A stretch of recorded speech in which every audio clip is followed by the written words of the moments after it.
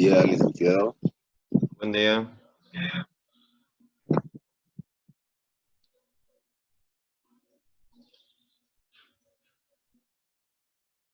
¿Cómo está? ¿Pudieron hacer el práctico?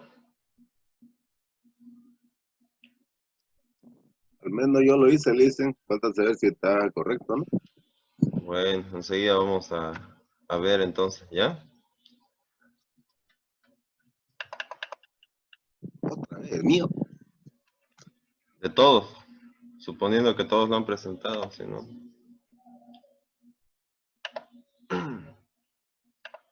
Bueno, mientras tanto, ¿alguna duda de la clase anterior?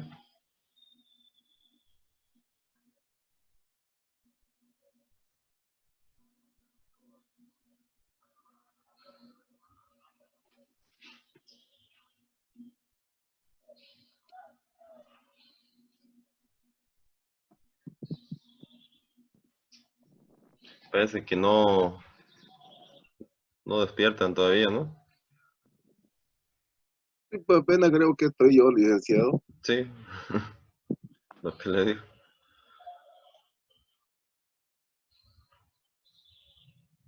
A ver.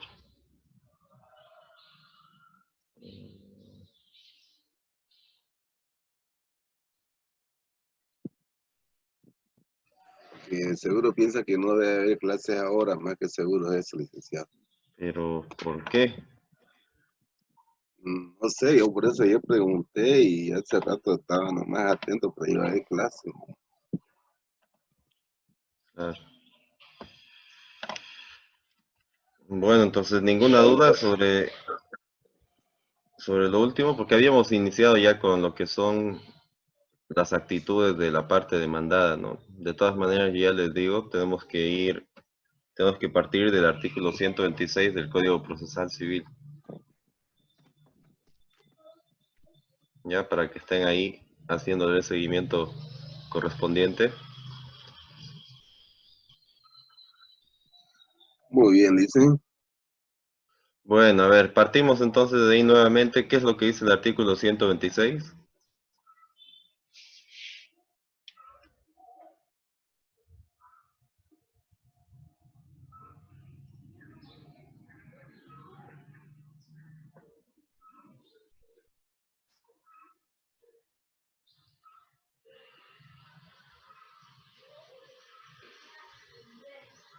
¿Sí? ¿Qué dice?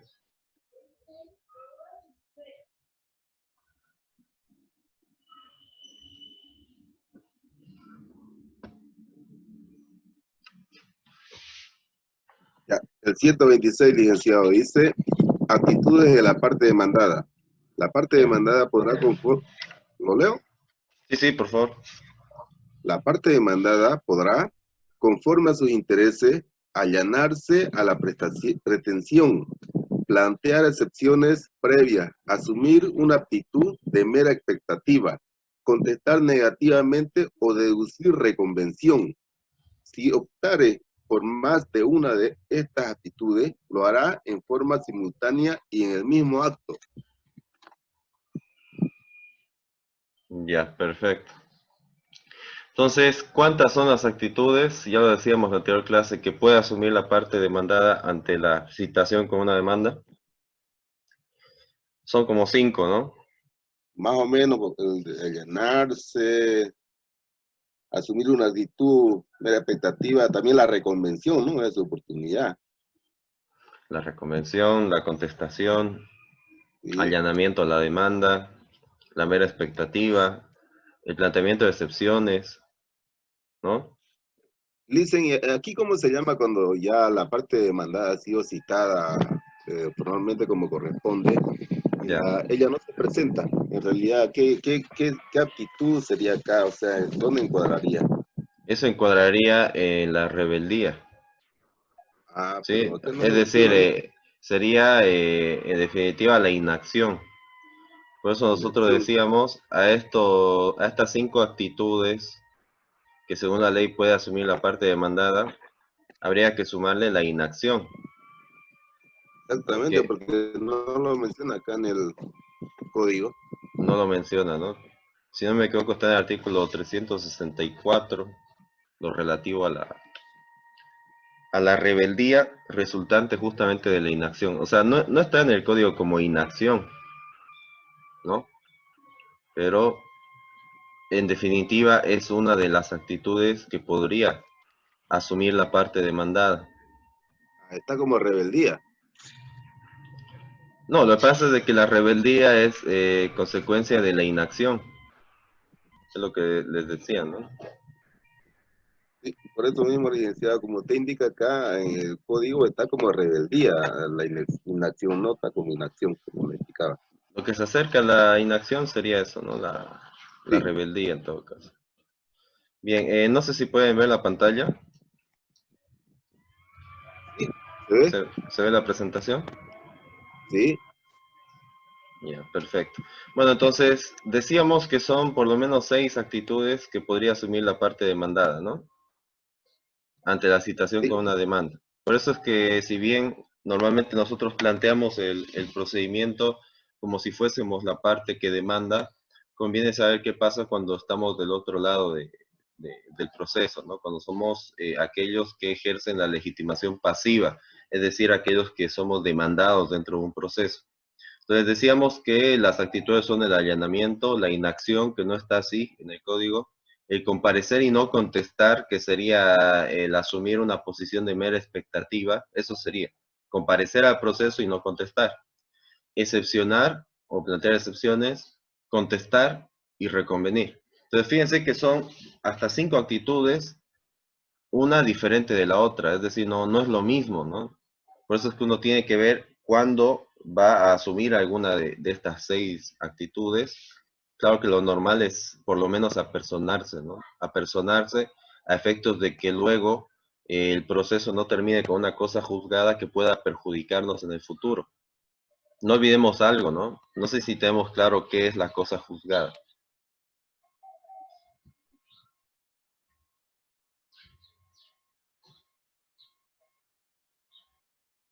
¿Sí sabemos lo que es la cosa juzgada?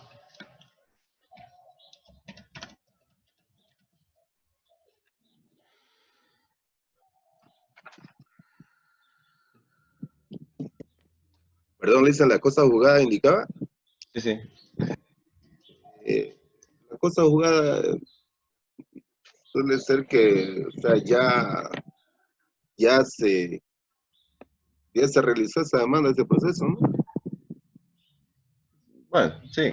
Ahora, dicho en términos más técnicos, sería el mandato de una sentencia, fíjense, el mandato de una sentencia firme, Exactamente. inimpugnable, inmutable y coercible.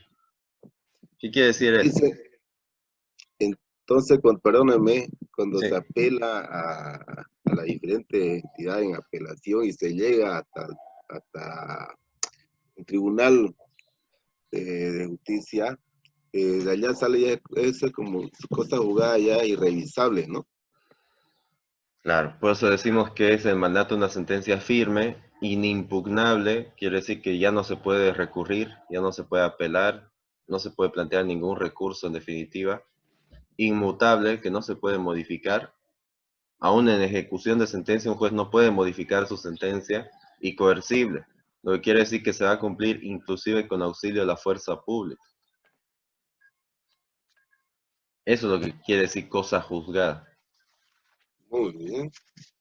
Ahora, la cosa juzgada tiene su clasificación, puesto que hay dos tipos de cosa juzgada, que una es la formal y otra es la cosa juzgada material.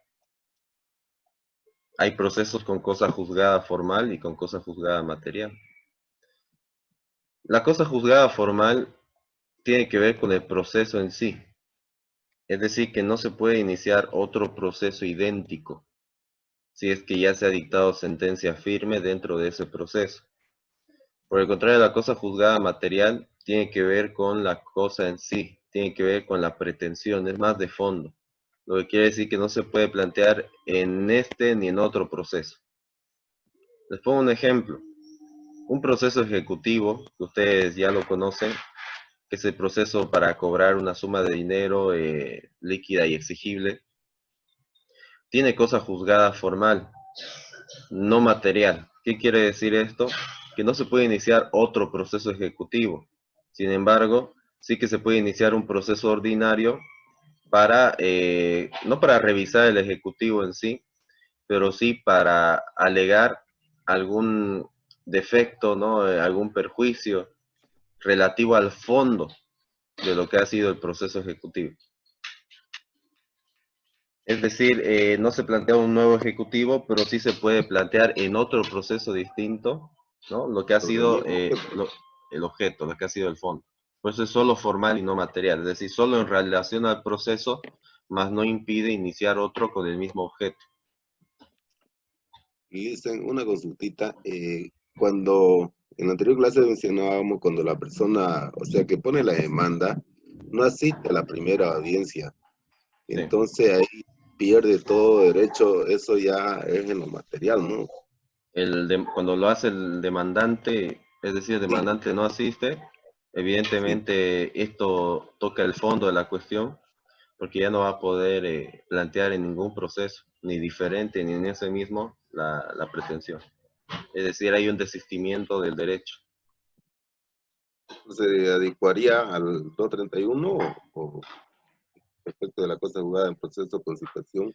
Sería un tipo de cosa juzgada, ¿por qué? Porque si aún pese a ello plantea un nuevo proceso con el mismo objeto, el demandado ya podría plantear excepción, y aquí está, mire, en la parte de excepcionar, ¿excepción de qué? No asistió, o sea, ¿cómo se llamaría esto? Excepción de cosa juzgada. Muy bien. ¿Por qué? Porque ya se da por desistido, ya es cosa Sí, juzgada, ya no hay posibilidad de plantearlo otra vez. Y no olvidemos que en este caso se aplica el principio non bis in idem. ¿Se acuerdan lo que era?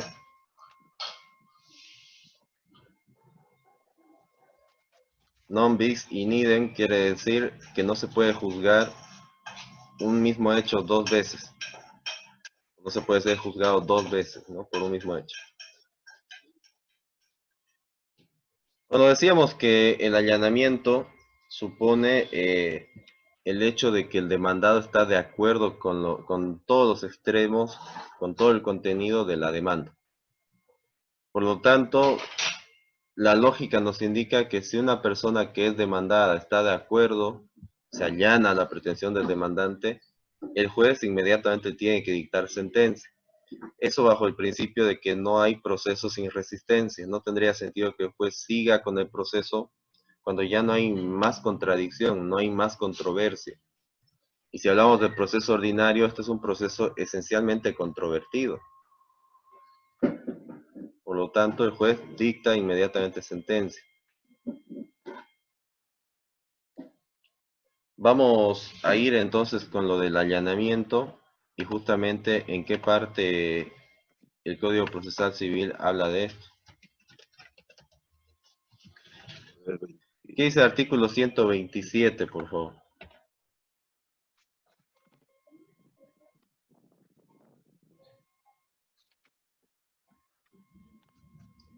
A ver, Moreno, por favor.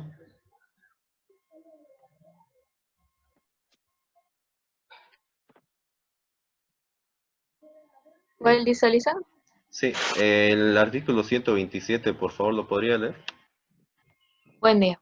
Buen día. Allanamiento a la demanda. Eh, Parágrafo 1. La parte demandada a tiempo de contestar podrá allanarse a la demanda, aceptando la prestación de la parte actora. Parágrafo 2. Si el allanamiento a la demanda fuera total, se pronunciará sentencia sin necesidad de otra prueba ni trámite, y si fuera solo parcial, se tendrá por probada en la parte allanada, debiendo proseguir la sustanciación en los demás. Parágrafo 3. No será admisible el allanamiento si el objeto de la prestación es de orden público, si se tratare de derecho indisponible o si los hechos en los que se funda la demanda no pudieran ser probados por confesión. Muy bien, gracias. Entonces, fíjense que estas son las reglas que debe seguirse con el allanamiento. Es obvio y lo prevé el legislador, que la parte demandada puede aceptar toda la demanda, perdón, o parte de ella. Y ante esta situación hay que otorgar, obviamente, soluciones distintas. Si acepta todo, el juez ve que no hay más contradicción, no hay más controversia y tiene que dictar sentencia inmediatamente. Por el contrario, si la parte dice, por ejemplo, estoy de acuerdo en la resolución del contrato, pero no en los daños y perjuicios, entonces el juez no va a dictar sentencia en sí, sino que va a tener por probada la resolución del contrato, ¿no? Pero el juicio va a proseguir en relación con los daños y perjuicios. Lo que quiere decir que la parte demandante, que es la que alega los daños, tiene que seguir probando y la parte demandada tiene que seguir resistiendo todo lo relativo a los daños y perjuicios. Cuando digo resistiendo, puede darse el caso que se allane, por ejemplo, en la resolución del contrato, pero conteste en relación con los daños y perjuicios, y conteste negativamente, ¿no? Es decir, negando que hay daños, negando que, o diciendo que la parte no probó que existe un daño. ¿Se entiende? Sí. Ahora, esto es muy interesante, que hay casos donde ni aún cuando tenga la intención de hacerlo, la parte demandada puede allanarse. ¿Sí? Está impedida de allanarse, justamente en el caso de que, dice, ¿no? El objeto de la pretensión es de orden público. Esto quiere decir en aquellos casos donde hay un interés público comprometido. Les pongo este ejemplo. Resulta que el bien es de un menor de edad. Un menor de edad que está siendo tutelado, ¿sí? Tiene un tutor asignado y resulta que le demandan mejor derecho propietario, ¿sí? El bien es del menor, pero hay otro que alega ser dueño también y le demanda mejor derecho propietario. Y el tutor va y se allana la demanda. La pregunta es, ¿el tutor podría allanarse a la demanda? No. Por una cuestión muy lógica. Si entendemos que el tutor ni siquiera puede vender los bienes del tutelado sin autorización judicial, eso quiere decir que hay un orden público comprometido en relación con el menor. Por lo tanto, menos va a poder transigir sobre los bienes del menor y peor allanarse una demanda con las consecuencias que esto traería en el patrimonio del menor que no puede ejercer la capacidad de obrar. ¿Se dan cuenta? Dicen, Sí. un menor de edad podría autoanotarse anotación preventiva con un representante o algo a su propiedad. Anotación preventiva, ¿con qué finalidad? Con evitar que, por ejemplo, un menor que tenga 17 años, que tenga anotación preventiva una propiedad de él con el fin de evitar de que, bueno, en estos casos, ¿no? Se la quitan la propiedad. Si está en juicio, podría anotar preventivamente la demanda, ¿no? Pero él puede hacerlo. Él por sí mismo no, pero sí a través de su representante. No el tutor, representante. Ah, claro, él sí puede, porque lo está haciendo en interés del menor, justamente, ¿no? Ah, ok. Ahora, todo lo que le perjudique, la ley le impone ciertas limitaciones, ¿no? Y en las audiencias, por ejemplo, el representante siempre tiene que ir acompañado del menor. ¿Tiene uso de la palabra menor? No. El menor lo que tiene es legitimación para ser parte, pero no legitimación procesal, es decir, él no puede actuar dentro del proceso. Ah, ¿Ya? bien, muchas gracias. Bien. Perdón, licenciado, a no ser que esté emancipado el menor, ¿no? A no ser que esté emancipado, pero eso solo se puede desde los 16 años, ¿no? A partir de los 16. Sí. Ah, ya. Bien, entonces, yendo con la próxima actitud que podría asumir. Ah, perdón, no quiero dejar nada suelto. Otra de las formas en las que no se podría allanar la demanda al demandado es cuando los hechos en que se funda la demanda no pudieran ser probados por confesión. ¿Por qué? Porque de algún modo allanarse o estar de acuerdo con una demanda es confesar. Es confesar que esto es cierto. Pero si nosotros atendemos a que hay pretensiones que no se pueden probar por medio de confesión, entonces no sería lógico que se pudiera allanar a alguien justamente confesándolo. Es el caso de la simulación de contrato. Si ustedes tienen su código civil, se van a dar cuenta que la simulación de contrato tiene ciertos límites. El artículo 545 del Código Civil.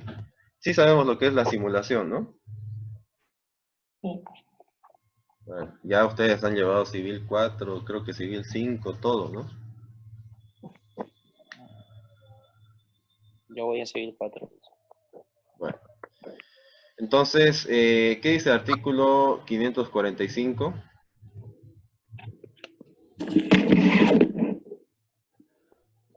Prueba de la simulación. Sí.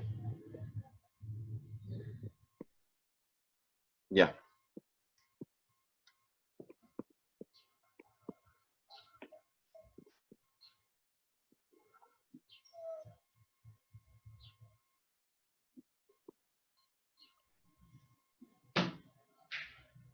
A ver, Cuellar, por favor.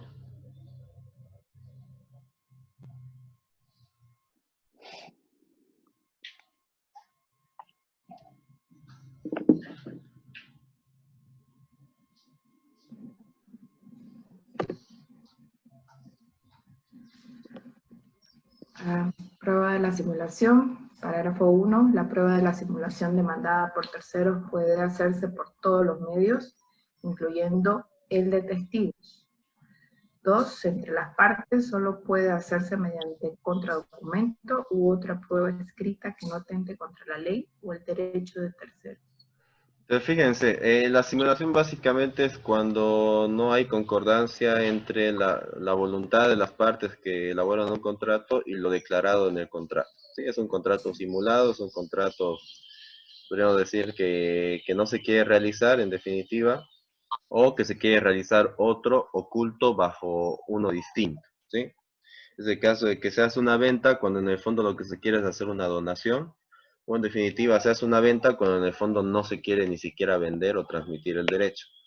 En estos casos la ley impone ciertas limitaciones y dice que la simulación de un contrato, cuando es demandada por un tercero que no ha suscrito el contrato, puede utilizar todos los medios de prueba, lo que quiere decir que podría allanarse a la demanda un tercero, ¿sí? ¿Por qué? Porque el tercero sí que puede utilizar cualquier medio de prueba, incluida la confesión. Pero si la simulación es demandada por el vendedor al comprador o viceversa, la otra parte que sí ha sido parte del contrato solo puede probarlo por prueba documental o contradocumento, lo que quiere decir que no se le admite otro medio de prueba como la confesión y en consecuencia no puede allanarse a la demanda. Licenciado, esto puede darse cuando una persona sabe que le van a iniciar una demanda y le van a hacer la anotación preventiva y ellos proceden a esto, ¿no? A hacer una venta ficticia, ¿no? Que en realidad no lo vendió, ¿no? Claro. Si luego surge algún conflicto entre ellos, si quieren demandarse ficticiamente también, ¿no? Eso que se llama fraude procesal, y le dice yo te voy a demandar y vos allanate a la demanda. El otro no va a poder allanarse porque entre las partes solo se admite prueba documental o contradocumento, no otro medio de prueba. ¿Sí?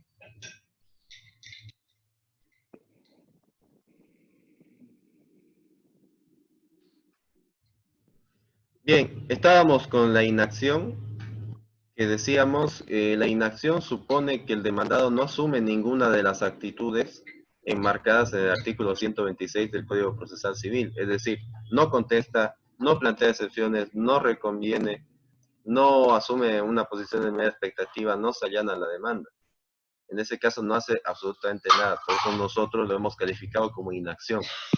Y la consecuencia o el resultado de la inacción es el artículo 364, que se le declara rebelde. ¿Qué efectos tiene la declaratoria de rebeldía para el demandado? En primer lugar, que se va a crear una presunción simple en su contra, lo que no quiere decir que no pueda ser destruida. Es decir, se va a presumir que lo que dice el demandante es cierto en perjuicio del demandado. Como no asume ningún medio de defensa, entonces se presume que es cierto, ¿no?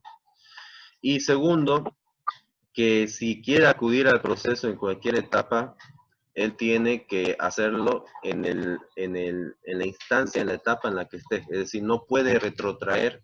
Por ejemplo, después de la contestación, el juez tendría idealmente que fijar audiencia preliminar. No vaya a ser que se presente la audiencia preliminar sin contestar y diga, señor juez, yo no contesté, y como me estoy apersonando, pido, se me otorga un tiempo para contestar. Ya no se puede. No se puede por un principio esencial del proceso civil, que es el principio de preclusión. ¿Alguien sabe lo que es el principio de preclusión?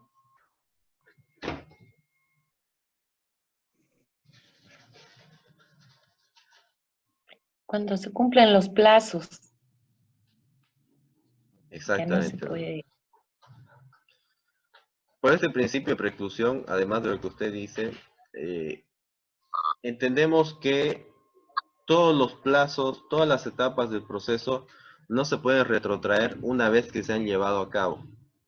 ¿Sí? Por eso es que el proceso tiene plazos, etapas, si no, imagínense, se podría manejar esto de los plazos y etapas a antojo de las partes, ¿no? Esto no se puede hacer, tiene que haber certeza. Por lo tanto, la parte no tiene la obligación de contestar, pero tiene la carga de hacerlo. ¿Por qué digo la carga? Porque en caso de no contestar, se va a tener que someter a las consecuencias de ello, que ya hemos visto son que se declara en este caso rebelde, ¿no? Perdón, no sé si se sigue escuchando.